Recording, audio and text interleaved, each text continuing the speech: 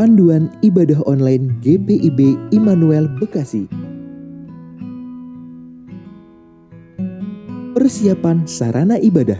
Sebelum ibadah dimulai, pastikan koneksi internet memadai.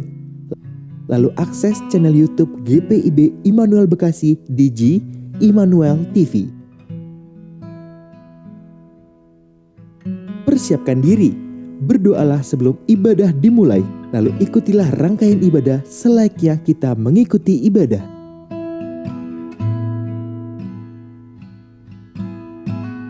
Bila memungkinkan, ajaklah sanak keluarga Anda untuk mengikuti ibadah bersama-sama agar terciptanya suasana persekutuan.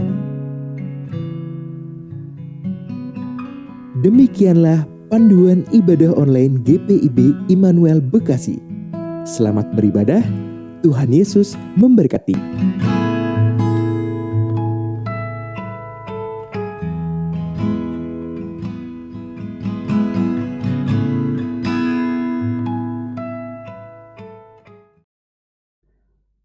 Selamat sore dan selamat beribadah di dalam ibadah saat ini. Kiranya ibadah ini membawa berkat dalam kehidupan kita setiap hari. Mari meneduhkan hati dalam saat teduh.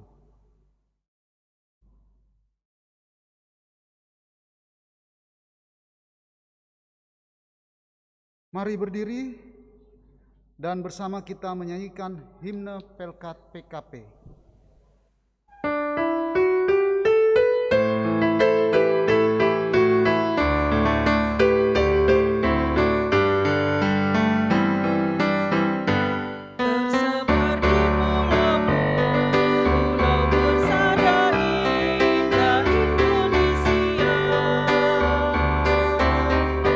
Dari asal yang berlainan dari berbagai suku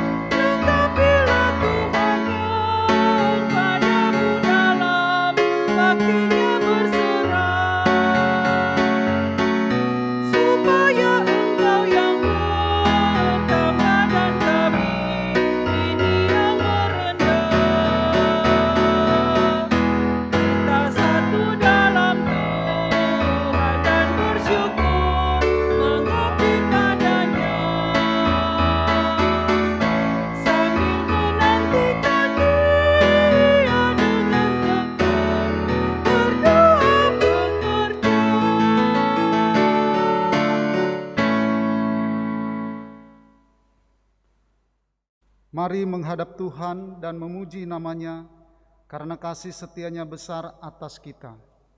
Kita bernyanyi dari Kidung Jemaat 24 bait 1 dan 2.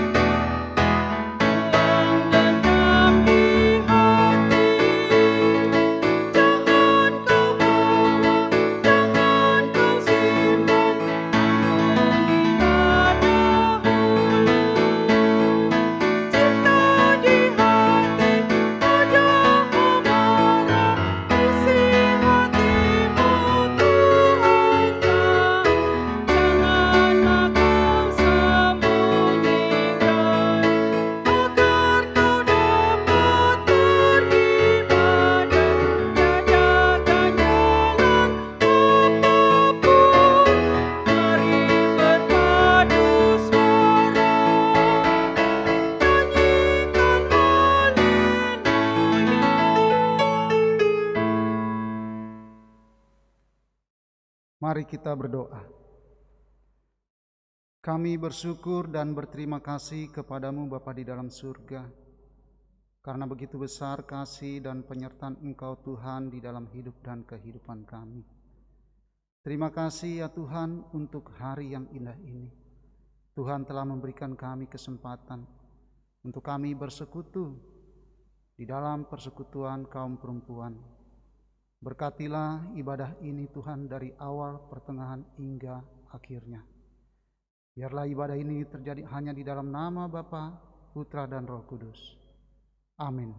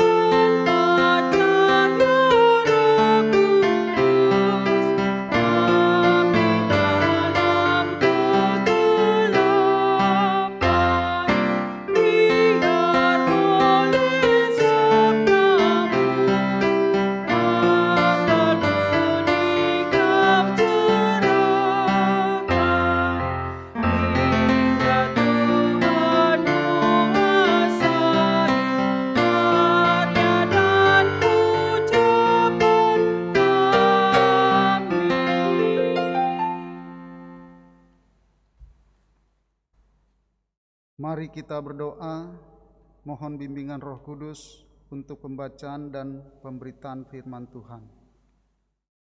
Kita berdoa.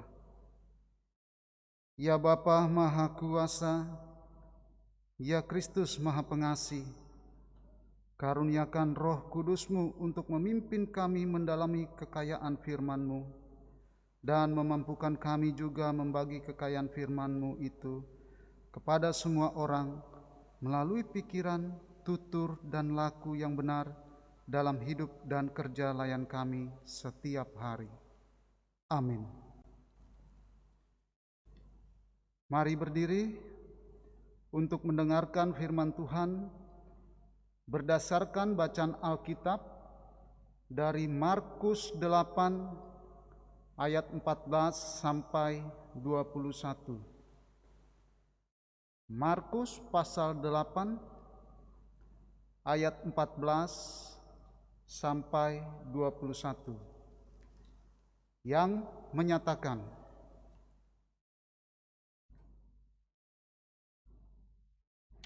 kemudian ternyata murid-murid Yesus lupa membawa roti. Hanya sebuah saja yang ada pada mereka dalam perahu. Lalu Yesus memperingatkan mereka, katanya, berjaga-jagalah dan awaslah terhadap ragi orang Farisi dan ragi Herodes. Maka mereka berpikir-pikir dan seorang berkata kepada yang lain, itu dikatakannya karena kita tidak mempunyai roti. Dan ketika Yesus mengetahui apa yang mereka perbincangkan, Ia berkata, mengapa kamu membincangkan soal tidak ada roti? Belum jugakah kamu faham dan mengerti? Telah degilkah hatimu? Kamu mempunyai mata, tidakkah kamu melihat?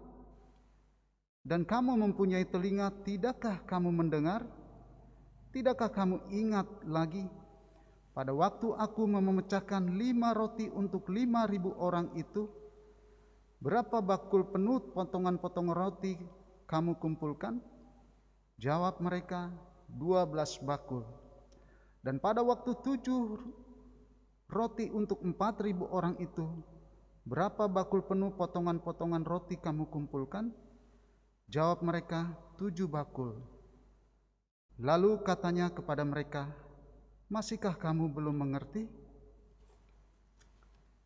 Demikianlah firman Tuhan. Yang dikatakan berbahagia adalah setiap orang yang mendengar, memelihara, dan melakukan firman Tuhan dalam hidup setiap hari. Terpujilah Kristus, Hosiana.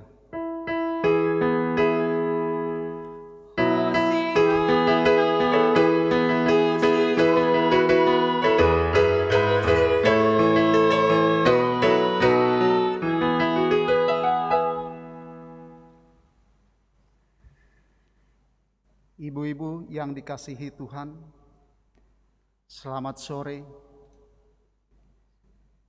Pada masa-masa di mana keadaan menjadi semakin sulit setiap hari,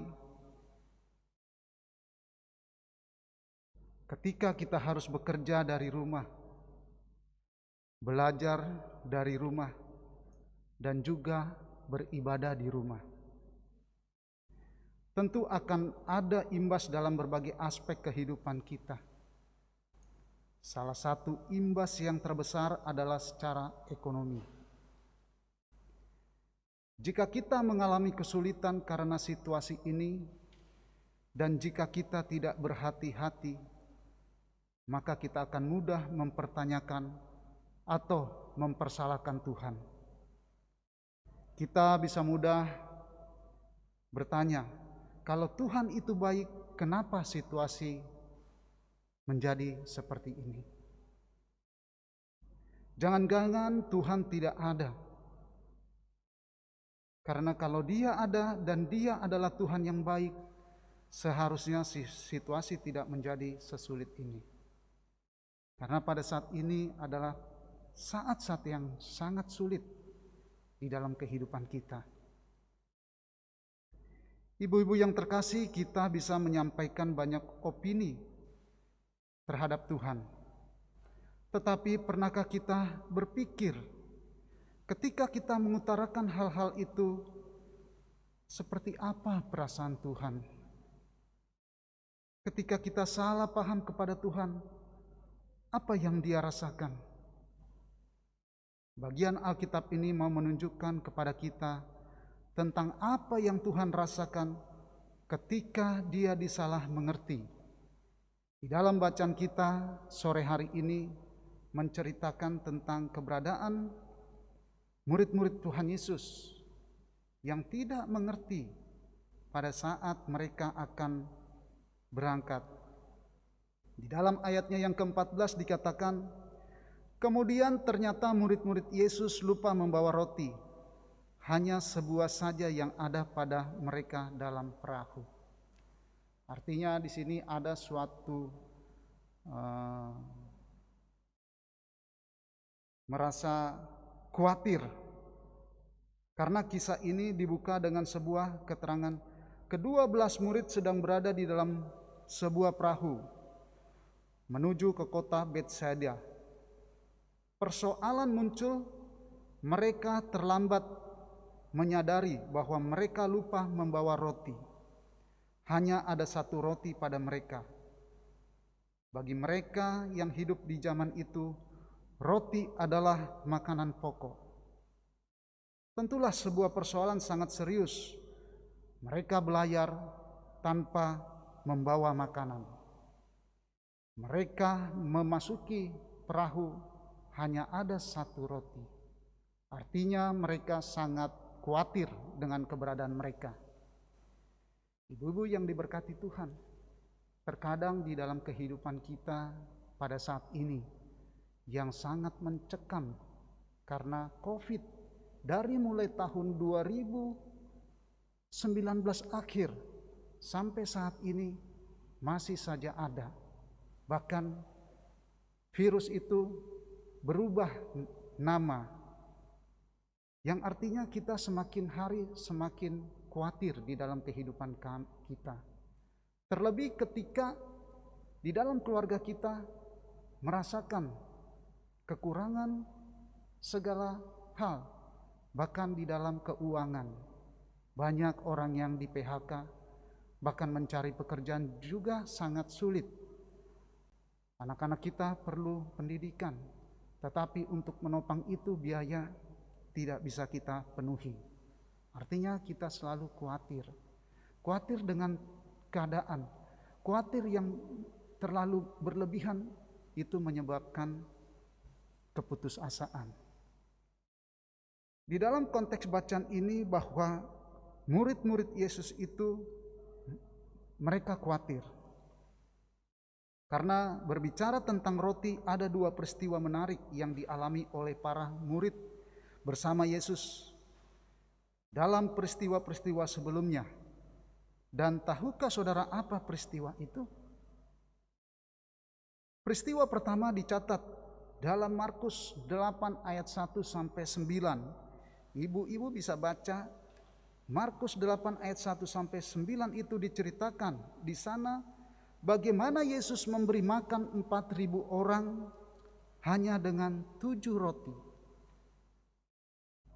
Kemudian peristiwa yang kedua, kisah serupa namun tak sama yang dicatat di pasal 6 ayat 30 sampai 44. Yang mencatat Yesus memberi makan sedikitnya 5.000 orang laki-laki. Artinya di dalam peristiwa itu mereka sudah melihat bahwa Yesus itu adalah roti kehidupan. Apa yang tidak mungkin bagi kita, pasti mungkin untuk Allah. Karena ketika kita mengikut Yesus, jangan khawatir, jangan ragu, karena Yesus akan memenuhi setiap apa yang kita inginkan.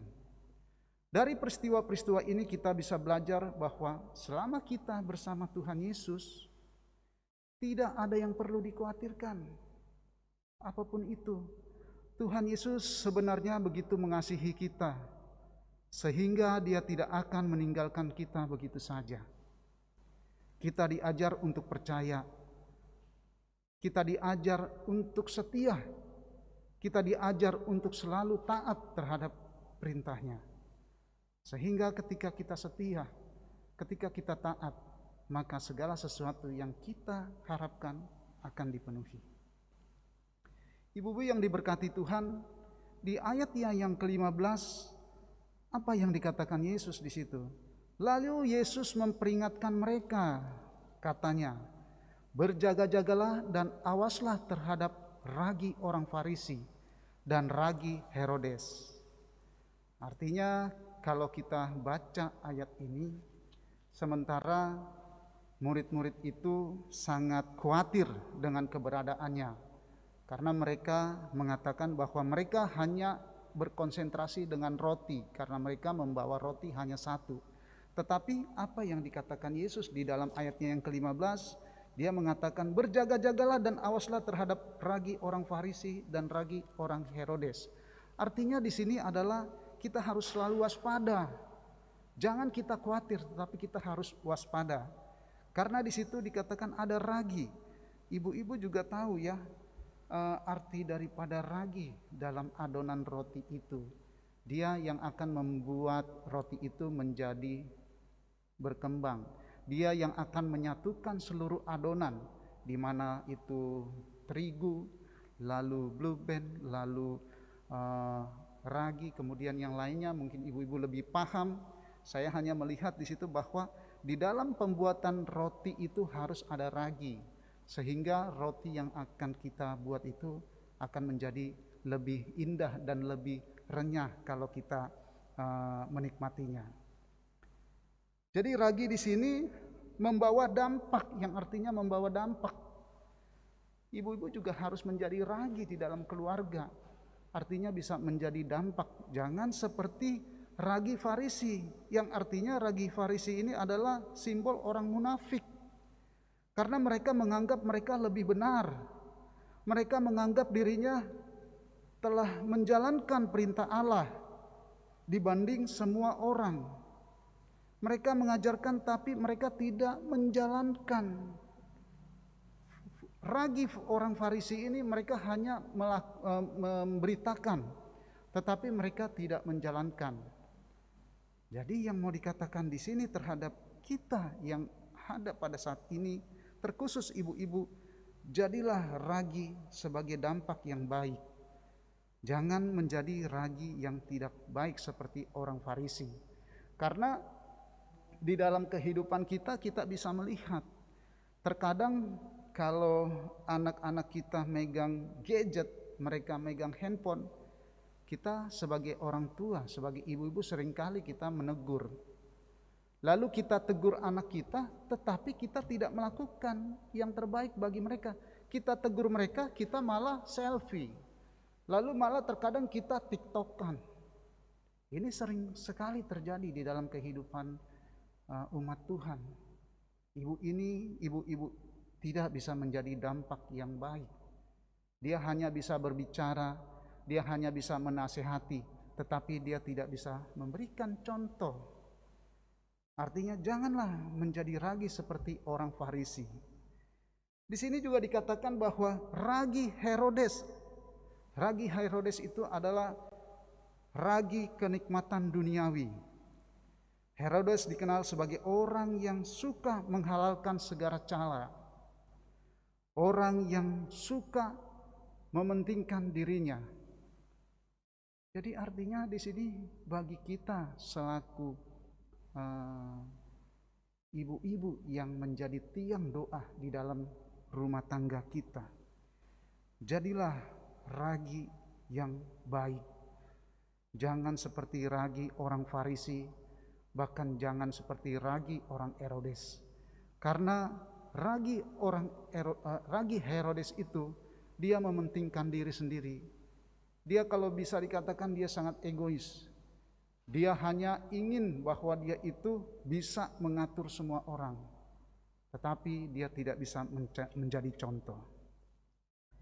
Ibu-ibu yang dikasihi Tuhan, terkadang kita merasakan bahwa di dalam hidup ini banyak yang harus kita jalani, dan terkadang kita berpikir banyak sekali kekhawatiran yang kita temui. Namun di balik peristiwa pasti ada rencana Tuhan yang lebih indah. Saya akan memberikan satu contoh di dalam kehidupan di mana memang ini terjadi di kehidupan pengurus PKP. Saya tidak perlu sebut orangnya, tetapi ini pengurus PKP yang mana ibu-ibu juga tahu bahwa dia kondisinya sekarang ini sedang sakit. Lalu beberapa hari yang lalu dengar kabar beliau itu masuk ke rumah sakit dan di ruang ICU. Selama di ruang ICU tidak bisa dijaga. Lalu keluarga hanya bisa memantau lewat telepon. Karena kondisi sekarang ini memang COVID sangat tinggi, kemudian memang peraturan di rumah sakit tidak boleh dijaga, mereka hanya bisa berkomunikasi lewat telepon. Jelang berapa hari, keluarga ditelepon karena informasi yang didapat ibu tersebut sudah dimuliakan. Lalu karena telepon itu keluarga tersebut langsung menginfokan ke presbiter di sektornya. Kemudian setelah diinformasikan, presbiter sektor langsung bergerak dan menginfokan ke jemaat yang lain, bahkan ke sekretariat. Kemudian setengah jam kemudian ditelepon lagi dari rumah sakit bahwa dikatakan ibu tersebut sudah meninggal. Artinya ada 2 telepon yang berdekatan pada hari yang sama juga bahwa ibu tersebut sudah meninggal. Kemudian keluarga bergerak untuk menuju ke rumah sakit. Sesampai di sana di rumah sakit, mereka bertanya, di mana mayat orang tua kami? Ternyata mereka langsung menginfokan bahwa salah. Ternyata yang meninggal itu bukan keluarga tersebut, ternyata yang meninggal orang lain. Menurut informasi yang pertama dikatakan bahwa bed dalam satu ruangan ICU itu ada 2 bed yang nomornya sama. Lalu mereka di depan percaya, tetapi mereka tetap ada rasa curiga, kok ada bed yang sama. Kemudian mereka naik ke atas ke ruangan ICU mengatakan bahwa di sana ternyata tidak beda, tidak ada bed yang sama. Bed tiap ruangan itu beda, apalagi ruang ICU. Ruang ICU itu memang di sana ada 2 dan bed berbeda. Kemudian informasi yang akurat bahwa yang meninggal itu bukan perempuan, jenis kelaminnya laki-laki, sementara keluarga ini yang sakit perempuan, pengurus PKP. Nah di situ mereka berdebat, lalu ada kesepakatan damai sehingga mereka juga takut orang tuanya nanti diapa-apain sehingga berdamai. Saya hanya bilang kepada keluarga setelah mereka pulang dari sana, by telepon saya hanya bilang, sudah terima damai, artinya pasti ada rencana Tuhan. Jelang berapa hari ibu-ibu bisa melihat bahwa sekarang ini kalau kita menggunakan BPJS itu kalau masuk ruang ICU itu paling lama seminggu menurut saya. Tapi yang pernah kita dengar kalau menggunakan BPJS itu paling lama seminggu, tapi berjalannya waktu ibu terkasih bisa dirawat sampai 2 minggu lebih. Artinya di sini adalah di balik peristiwa Tuhan pasti memberikan yang terbaik. Setelah peristiwa itu ibu terkasih kita ini dirawat dengan baik. Bahkan dokter selalu memperhatikan setiap kejadian-kejadian apapun selalu diinfokan ke keluarga. Artinya di sini janganlah kita khawatir terlalu tinggi. Lalu di setiap kejadian pasti ada yang terbaik, pasti diberikan Tuhan yang terbaik. Banyak contoh-contoh di dalam kehidupan kita. Contohnya juga sekarang ini banyak bahwa sekarang ini harga minyak itu sangat tinggi. Bahkan bukan hanya tinggi saja, langka. Terkadang ibu-ibu juga sampai khawatir gitu, nggak bisa ngegoreng, nggak bisa bikin goreng tempe, nggak bisa bikin panada. Harusnya kita bersyukur, kita ambil hikmat di balik semuanya ini. Yang tadinya kita kolesterol, yang tadinya kita darah tinggi karena makan goreng-gorengan, sekarang kita bisa belajar hidup sehat. Sekarang kita bisa belajar makan makanan yang direbus. Apalagi orang Manado paling enak itu bubur Manado. Jadi ibu-ibu bikinlah bubur Manado setiap hari. Kalau ibu-ibu bikin bubur Manado tiap hari, boleh kirim ke saya. Saya memang penggemar bubur Manado karena rasanya maknyos katanya. Ibu-ibu yang diberkati Tuhan, janganlah kita membatasi kuasa Allah dengan pikiran kita yang terbatas. Tuhan berjanji bahwa Ia akan memelihara kita. Ia tidak akan pernah membiarkan anak-anaknya. Dan juga hamba-hambanya meminta-minta. Kuncinya jangan meragukan kuasa Allah. Lihatlah kembali kepada pengalaman di masa lalu, di mana Tuhan menyatakan pertolongannya dalam kehidupan kita. Kasih kuasanya masih tetap sama dan tidak pernah ada perubahan. Pengalaman bersama Tuhan pada masa lalu seharusnya semakin meneguhkan iman kita untuk percaya kepadanya. Amin.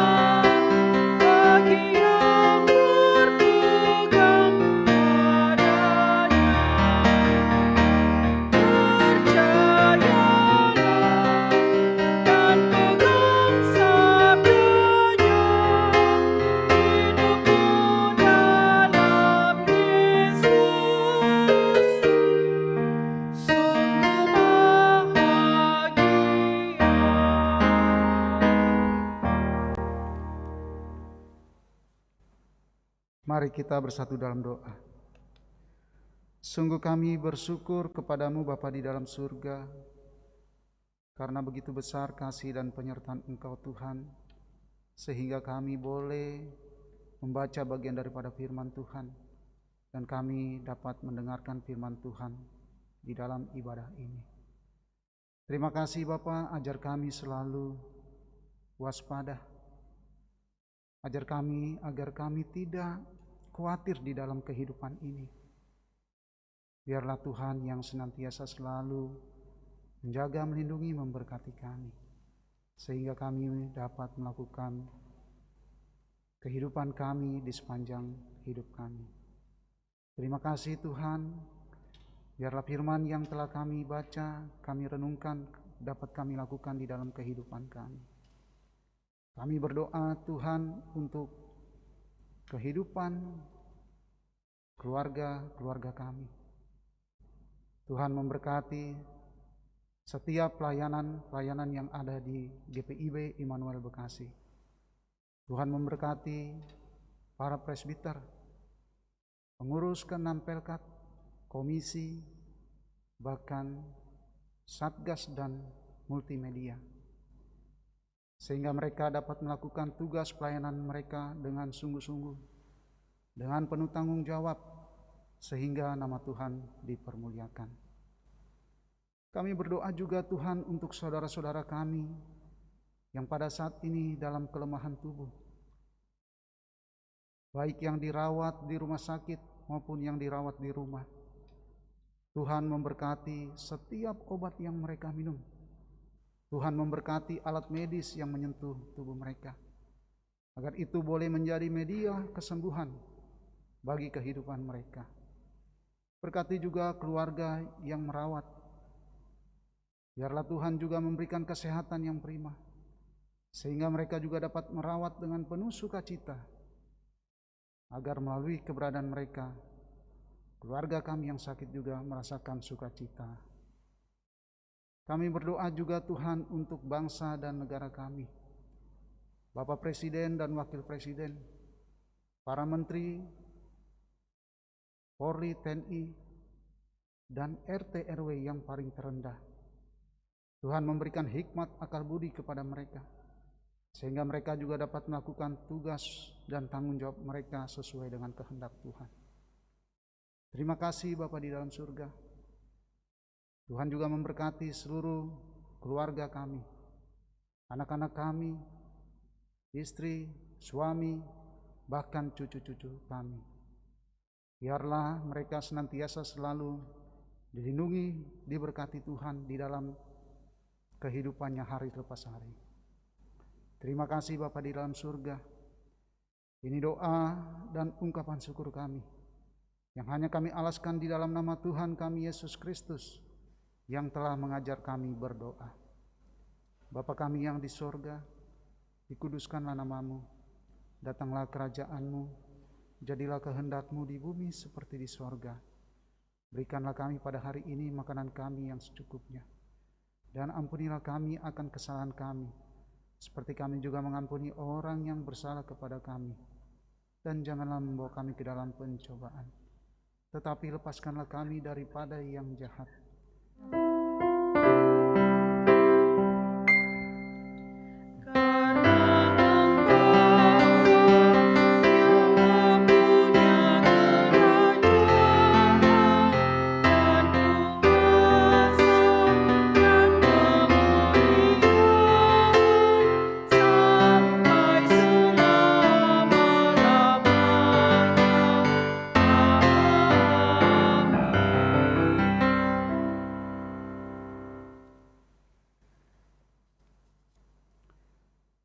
Saudara-saudara, marilah memberi tanda ungkapan syukur kita kepada Tuhan dengan mengingat firman Tuhan.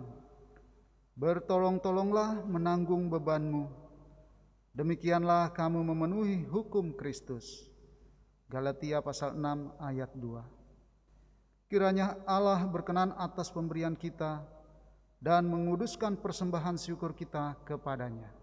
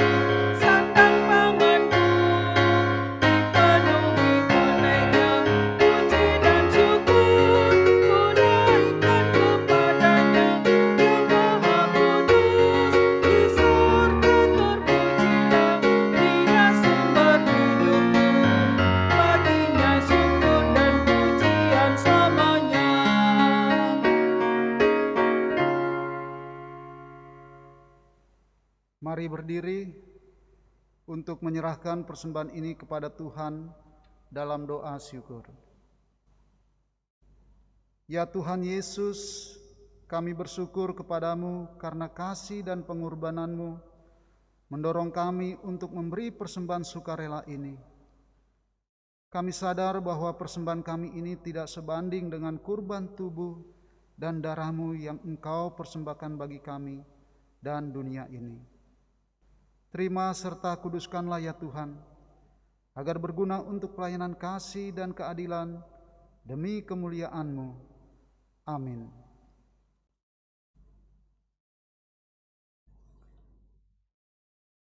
Kita akhiri ibadah saat ini dengan keyakinan bahwa hidup yang diberkati adalah hidup yang menghargai berkat Tuhan, dengan meneruskan berkat Tuhan bagi sesama yang membutuhkan.